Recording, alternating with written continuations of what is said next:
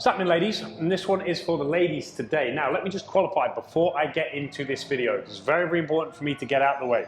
Yes, I am a man. Nothing in this video have I ever truly experienced, and all I can give you is the theory. But what I'm hoping is that if I can give you a little bit of my knowledge as to how this applies to your body composition and your general well-being and health, and you can take your own personal experience of the menstrual cycle and menopause, which is the subject of this video. Between us, we should be able to help you get through these things a little bit better while optimizing your health, optimizing the way you feel, and optimizing your body composition. So, with that out of the way, this video is on menopause specifically and how we can manage our body composition or manage our diet around menopause. But in order to do so, it's important to understand what menopause is and then how to read the signals that are occurring. Before we do that, we need to make sure we know what our menstrual cycle is and what is happening during our menstrual cycle. Now, I'm going to simplify this down to its absolute basic level in order to help you just make notes and understand what you need to understand. So, we're going to take the menstrual cycle to start with. Menstrual cycle. What happens during your monthly cycle essentially is pituitary gland releases something called follicle stimulating hormone. This then finds a follicle. If it stimulates a follicle, which will then try to release a mature egg. Now, this is the important part, a mature egg, an egg that is ready to be released and potentially ready to be fertilized. So, when it stimulates that follicle, if it manages to find one, it will release an egg ready to be fertilized. So, one of two things is going to happen. Either a little sperm is going to come in and fertilize that egg, or it is not. Obviously, it's going to be dependent on whether you have sex and a number of factors either way. Now, during this process, your uterine lining is thickening just in case it's going to need to go through pregnancy. If this happens, that has served a purpose. If it has not happened, it did not serve a purpose, so the egg will dissolve, the uterine lining will then also dissolve, and that is your period. Then this cycle repeats. Now, the difference between that and menopause essentially is during your lifetime, dependent on your female, some of you are going to have more mature eggs that are going to be able to be stimulated and released. Some of you may have less.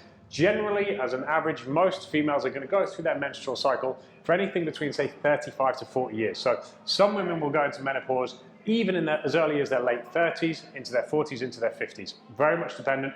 Doesn't mean there is anything wrong or right with you, depending on whether you go into it earlier or later. Just is the way it is. But if we were to take a menstrual cycle, which we've just explained, versus menopause, that cycle will continually repeat itself. Now, what happens during menopause is, again, the cycle tries to continue. Pituitary gland, FSH, tries to find a follicle with a mature egg. Now, the difference kind of occurs here. Because what happens as you approach menopause, you have less and less and less eggs that are able to mature and become fertilized for pregnancy. That's essentially what's happening at menopause. You've used so many of these eggs over the last 30, 40 years that now, during this cycle, instead of very easily being able to find that egg, it becomes a little bit more challenging. So sometimes you may find the egg and then that cycle continues. You'll get your period as normal. It either gets stimulated or fertilized, or it doesn't, cycle returns, etc. If not, potentially it cannot find a mature follicle. This cycle will then not happen because the egg is not released, and when the egg is released, something happens here. Estrogen is produced. Estrogen goes up, okay? And estrogen, very often, is what is going to make you feel cravings, these types of things. It increases insulin sensitivity, It can give you big hormonal shifts. Progesterone and estrogen are moving around all over the place. So, because this process potentially, instead of being predictable, and you know that there's enough eggs there that it finds one every month, cycle repeats, finds one every month. What can sometimes happen during menopause is it's not finding an egg, so you're not going to get your period. And then all of a sudden, it may find an egg, and you'll get your period. And it won't. But what this means is that hormones are going up and down and up and down and up and down and up and down like crazy. The difference is that when you are going through your normal menstrual cycle, it is predictable, very, very predictable, and we can plan for it. We can program your workouts for it. We can program your nutrition for it. The issue with menopause, and this is where it gets a little bit more challenging, is that it is no longer predictable, because it can be happening day by day, week by week, as opposed to saying, well, I know on this week of the month, I'm going to need to make these changes in order to accommodate this cycle. Menopause basically fucks all of that up, okay? So, if we go back to the menstrual cycle, and we'll talk about these hormones. When we have estrogen and progesterone bumping up and down, they are going to manifest themselves in certain ways during your cycle. When estrogen is high at certain weeks of your cycle, let's say, pre-bleeds, let's say from, let's say, the 3rd week in towards the 4th week, right before you have your period, you may find that you're craving a lot of food, you're craving a lot of sweet foods, potentially you're craving things like dark chocolate because your body wants serotonin and therefore it's going to need more magnesium. Maybe you're craving more sugar because estrogen increases insulin sensitivity. So you can see one of my other videos explaining what insulin sensitivity is. I won't go into it in depth in this video, but go to one of my other videos. What is insulin sensitivity? This will explain it. When estrogen is high, essentially you are more insulin sensitive, and this means that your body is taking glucose, blood sugar, out of your bloodstream much, much faster. Okay? So the higher your estrogen levels at certain times of the month, essentially any blood glucose, the sugar in your blood, essentially what carbs become, carbohydrates become, that is being emptied really, really quickly and going into the muscle cell. Okay? So, the higher the estrogen, the more insulin sensitive you are, potentially your body can use a lot more carbohydrates. If you're not giving it carbohydrates, it will ask for carbohydrates. Hence, when this hormone is shifting up and down, you'll find that you're craving.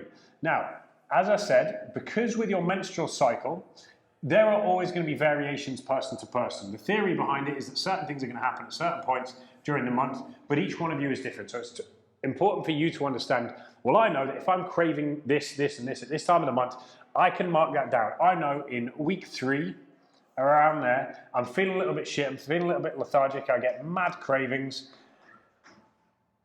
I'm a bit irritable, so maybe my serotonin is super low, whatever it may be. Now, if you can say that at week 3 this always seems to happen, this is very easy for us to intervene on and say, well, okay, if we know this is coming, rather than you cheating and eating a load of shit and getting loads of chocolate and then feeling really bad about yourself because you've cheated on your diet or you've done this, why don't we just increase carbohydrates during this week from clean sources? Okay, we can add more potato, we can add more sweet potato, we can add more oats, we can add more rice. Because even adding maybe 50 grams of carbohydrates at that part of the week, for some of you it may be week 3, for others it may be week 1, for others it may be week 2. Very many of you, if you have or are taking any type of contraceptive, or you are training, or you are highly stressed, this whole cycle can shift around all over the place. So it's important to kind of read yourself and understand what your cravings mean. So if we're having these cravings, there's a good chance estrogen is high, we're more insulin sensitive, we can take more carbohydrates. Our body wants them, it's telling us it wants them. The difference is that instead of reaching for cake and shit that's gonna make us feel bad, we can solve the problem using clean foods. Now, this being week 3, for argument's sake, is super predictable. We can plan, let's say 3 weeks, weeks 1, 2, and 4 of higher fat, lower carb. Then when we know this week is coming, we switch that around. We do higher carb, lower fat. You don't get any cravings, you're feeling awesome, you're not irritable, everything is sweet. Now, if we were to take that lesson and we do it with menopause, sadly, because menopause can be up and down all over the place, we can't really say, right, well, it's going to be week 3. I know it's week 3. That may no longer happen. It could be day 4, day 3, day 7, day 19. It can shift itself around. But what is important for you when you're going through menopause is that you understand where this came from. Because if you can say, well, hang on a minute, I know that when I'm getting big cravings, it could be that my estrogen levels are higher, I'm more insulin sensitive, my body can tolerate more carbohydrates, therefore I should give it more carbohydrates. The problem is with menopause, we can't predict it. So what you have to do, your job in order to help yourself out, is to kind of carb cycle when you need it. So you're going to have to interpret your own signals, interpret what your body's saying to you. So, for example, a tool that we can use, we have a few options. During menopause, we can carb cycle, which essentially is having more carbohydrates when we, let's try and spell that right, cycle. We can have more carbohydrates when we need them the most. So on the days where we are training, I'm going to increase my carbohydrate intake because I know that I'm using them when I'm lifting weights. Now it's a bit different if you're a cardio bunny, you do this type of thing. Weight training burns muscle glycogen, helps to keep you more insulin sensitive, means you can have more carbohydrates. So option one is we carb cycle anyway during menopause. We can do this here as well, but we're not going to touch that here just for today. We can carb cycle during menopause. We can program it to our training days and our non-training days. But what you may find is also on some days, unpredictably, you suddenly get loads of cravings. Now on those days, what you would do, let's say during our carb cycle, we have a high day, high, and we have a low. So our high day, let's say we have 250 grams of carbs.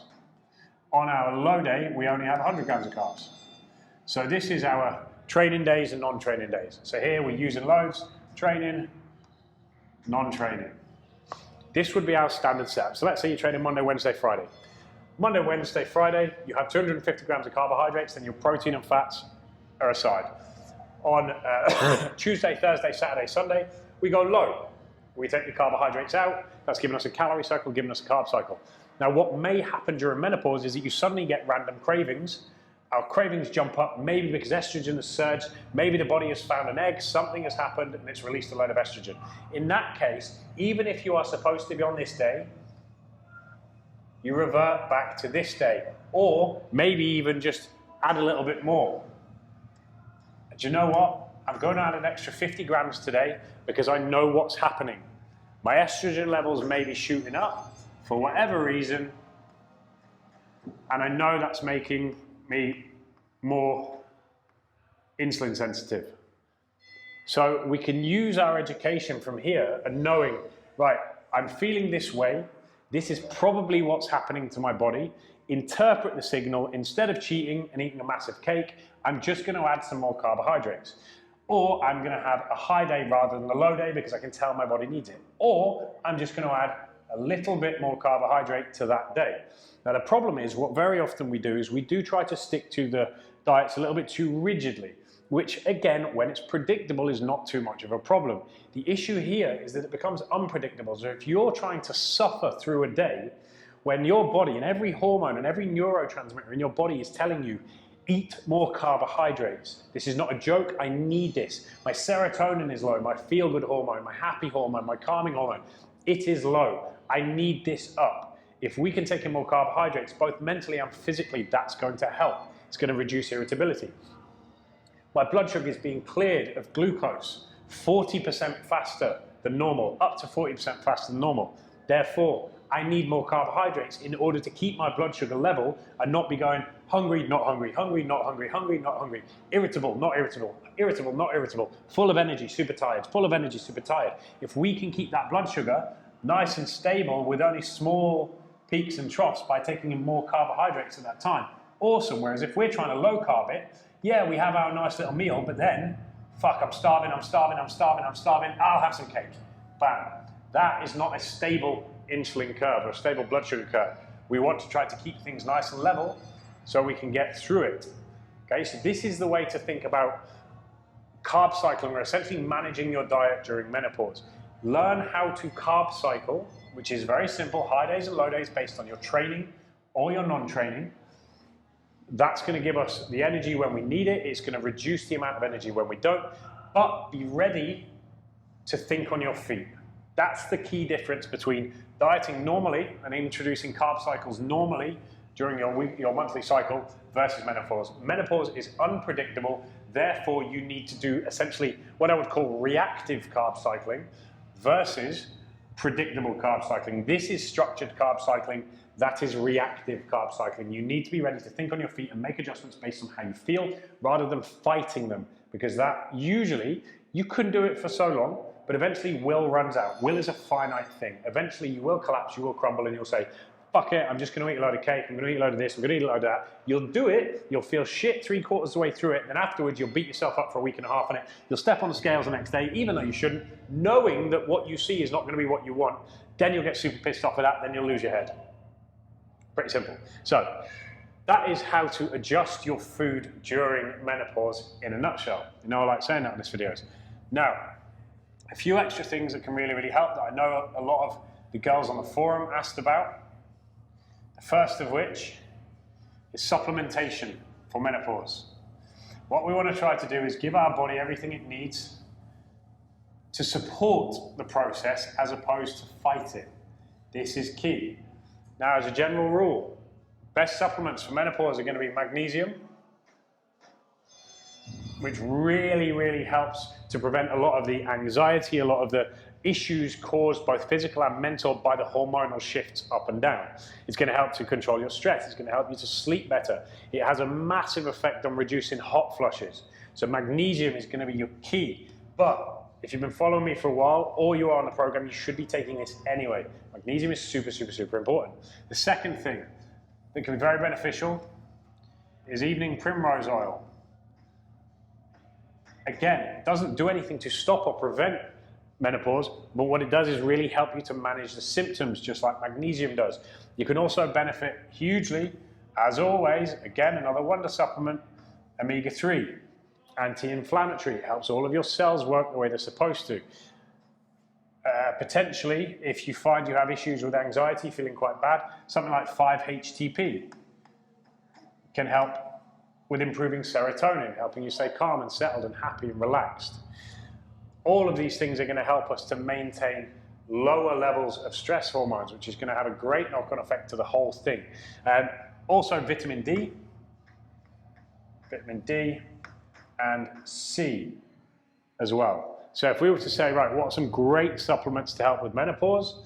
This would be it. Now, realistically, the only one most of you probably aren't already taking is this one, and maybe this one. Okay, this one is great for anyone with depression, anxiety, providing you're not on any meds for that. Don't add this if you're already on any kind of meds, but it's a great one to help you feel good, to help you feel calm, to help you sleep better. This one, phenomenal for menopause. So those will be the supplements I would recommend alongside the reactive carb cycling that I just mentioned. Now, with regards to training, again, not much necessarily has to change, but play it by ear based on how you feel. Don't try to force yourself through extremely intense workouts if you're massively fatigued. Back off a little bit. Know when to sit back, know when to push hard. And your brain and body will tell you these things. Interpret the signals. Now, if we're talking about general fat loss, now, the extra fat you will gain around your middle largely is due to the hormones. If we can help to control these hormones a little bit better with the right supplementation, the right rest, keeping our stress levels low, then the other thing we do have to take into account, sadly, is that as we age, our metabolism does decline. And this is what gets a little bit annoying. So, for example, our metabolic rate, let's say we're in our 30s, pre-menopause, our metabolic rate may be up there. Now, remember, that's going to be different for every single person. As the years go by, for most people past, say, 30, 35, unless you have a very healthy metabolism, this line is going to decline about 5% a year. It's going to start to get a little bit slower, a little bit slower, a little bit slower, again until it hits a bit of a baseline when you're much, much older. Now, what this does mean is that, yes, potentially, you are going to have to eat less as you do get older in order to still get the results. But it's not as simple as just eating less. What we can do in order to keep that line as high as possible is, number one, we try to build as much muscle as possible. Remember, muscle is an engine. It's burning a lot of calories while it's moving through the day, irrelevant of whether you're training or not. So the more muscle you have, the faster your metabolism will remain throughout your life. This is what we want. So ladies, do not be afraid of building muscle. This is super, super important. None of you out there, unless you have freak-like genetics and you were supposed to, destined to be a professional bodybuilder, none of you are going to get jacked from lifting weights. Okay, you have to put a lot of years of sustained effort and eating a huge amount of food in order to do that. So your goal should be to build as much muscle and strength as possible, especially as you get older, because it's going to keep you way younger for way longer. It's going to keep your metabolism burning way, way faster. It's going to help you to eat more calories without getting fatter. It's going to help you to stay lean and get lean way easier. So really work to do that. We weight train as our method of increasing muscle tissue. So we're going to weight train, weights. We make sure we're taking enough protein consistently, and that's going to be anywhere between 1.5 and 2 grams per kilo. Okay, so be consistent with that. Eat enough protein. If you're not eating enough protein, this will decline way, way, way faster. It's going to make things a lot harder for you to get lean and stay lean. And we need to make sure we rest a lot. The other thing that is going to help us maintain a good amount of muscle tissue and maintain a fast metabolism is getting adequate rest. Here, we go hard. We push the weight training hard, we go intense, we smash the shit out of ourselves to the point where we can't do anymore, and then we rest. The problem is, again, as these things start to happen, we start to go into menopause, or we start to gain weight, and it gets frustrating, it gets annoying.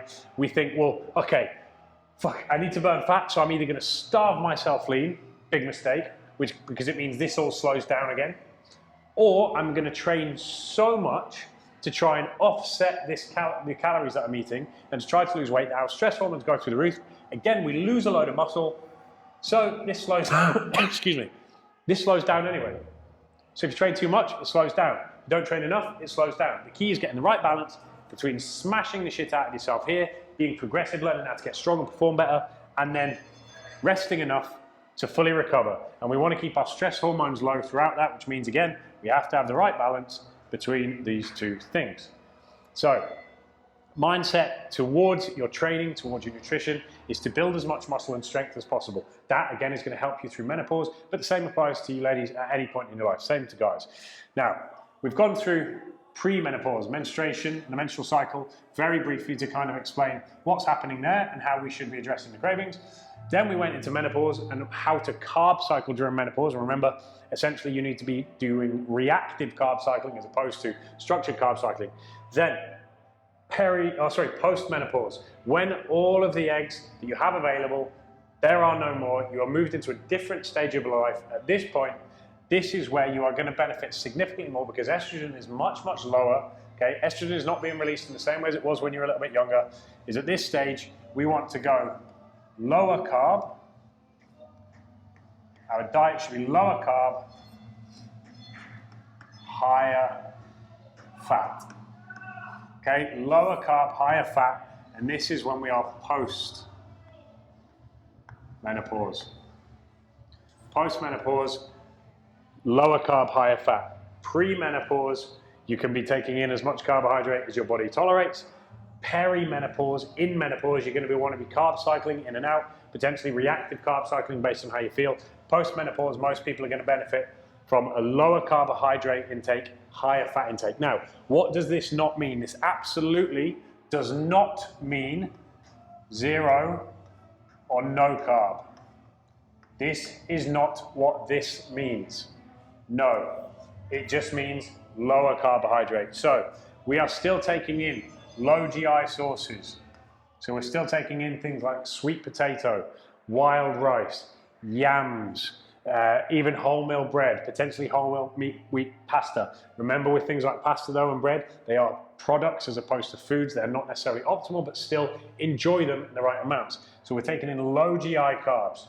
We're also going to monitor the amount of carbohydrates we're taking in at any given time. So if you're having a massive bowl of pasta, huge bowl of pasta, that's going to give you these spikes, bam, bam, bam, bam, of blood sugar. We don't want that. That's a big mistake. What we want to try to do is keep our blood sugar fairly stable constantly. So we have low GI sources and we have smaller portions. Now, you can still have a bunch of portions split out across your day. Just don't have them in one massive meal. If you're having 6 little meals versus 2 or 3 big meals, you're going to do way, way better. Kind of these rules apply throughout your entire life. It's irrelevant, but certainly we're just talking about carb sources for menopause. Low GI, smaller portions, and the amount is going to be dependent on each one of you out there. There is no number that I can give you here to say, this is how much you should be taking, this is how much you shouldn't be taking. It's going to be different for all of you. Experiment. The general rule, go low GI and smaller portions. Lower carb does not mean zero carb. Very, very important you to understand this. Now, with regards to higher fats, what kind of fats are we taking in? As much kind of monounsaturated fat as we can. So things like oils, olive oil, olive oils, ideally not cooked olive oils, use them as dressings, things like that. My favorite fat in the world, avocados. I absolutely love avocados. If there's one food that I integrate into my diet and immediately tend to see, for whatever reason, results with fat loss, especially around my belly, it's when I eat a good 2 or 3 avocados a day, believe it or not. So this is a real favorite for me. And then you have things like nuts, you have seeds, all of these types of things. But remember, make some dressings out of this, have plenty of avocado, have guacamole, have these types of things. So pre-menopause, kind of knock yourself out, whatever's right for you. Perimenopause, carb cycle. Try to structure it around your training days and non-training days, doing high and low, but also be reactive on the days where you think, shit, I'm craving loads of foods. Post-menopause, opt for a lower carb, higher fat approach. Generally, and this is not a hard and fast rule, generally this is how most people are going to feel more benefits. Okay, the sun has started pointing directly at the screen, so I hope you can still see this. If you can't, I apologize.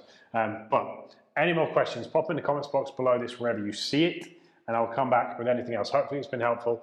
This is a big subject, and again, I can't stress enough, I understand I will never understand what you guys go through. What I am trying to do is give you the theory, so you don't necessarily have to study it. I can study it, break it down into simple ways and simple usable things that are going to actually provide some value to you. And then with your experience of your own body and what you've been through, what you go through, hopefully we can meet somewhere in the middle and find some solutions for you. So yeah, there is menopause.